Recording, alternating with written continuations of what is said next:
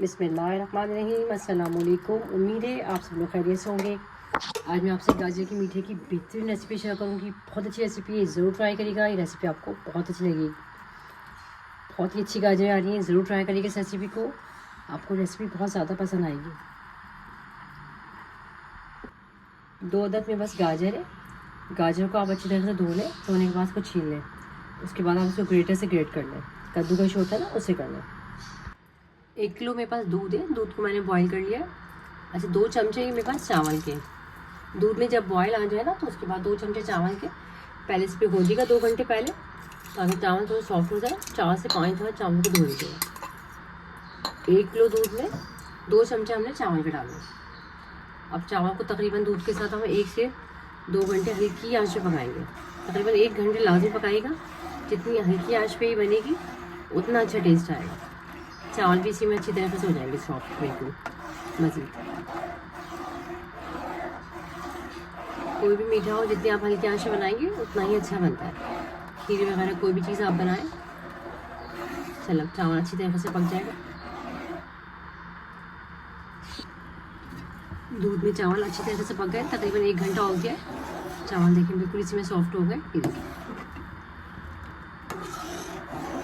बहुत अच्छी तरीके से पक गया दूध हमारा। अब इसके अंदर हम जो गाजर हमने कद्दूकश करी थी ना, ये गाजर हम ये डाल देंगे।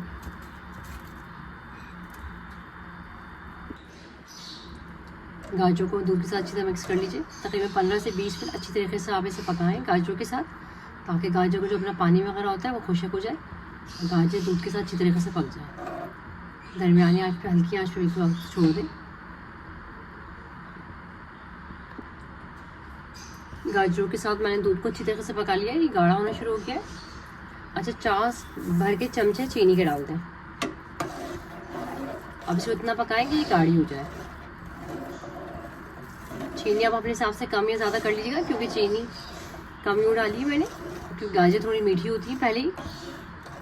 तो आप चीनी को अपने हिसाब से एडजस्ट कर लें, जितना आपको मीठा पसंद है ना उस हिसाब से। अब हम इसे इतना पकाएंगे कि ये दोबारा अच्छी से गाढ़ी हो जाए। अच्छी तरीके से पक गई खीर हमारी। इसको मैंने बहुत अच्छी तरह से गाढ़ा कर लिया। इसको मैंने चूल्हे से उतार लिया। अब हम इसे एक बाउल में शिफ्ट कर देंगे। मज़ेदार सा मीठा हमारा बिल्कुल रेडी है। इस रेसिपी को आप ज़रूर ट्राई करिएगा। ये रेसिपी आपको बहुत अच्छी लगेगी। अगर मेरी रेसिपी आपको थोड़ी सी भी अच्छी लगे तो प्लीज़ मेरे चैनल को लाइक कर दीजिएगा, सब्सक्राइब कर दिएगा। आप लोगों का देखने का बहुत बहुत शुक्रिया। अल्लाह हाफिज़।